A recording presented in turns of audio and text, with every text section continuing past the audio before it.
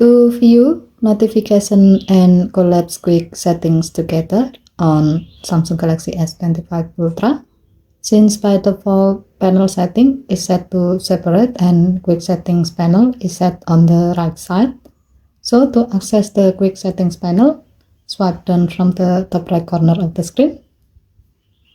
Tap pencil icon or edit icon at the top right. Tap panel settings button. And then select together. Tap the back key. Now tap done button to save the change. To see the result, close the quick panel.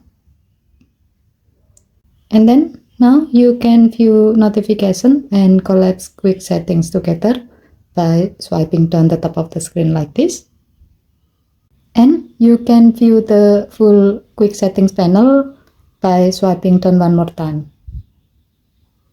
With this setting, you can also access the full quick settings panel by swiping down the top of the screen by using two fingers like this.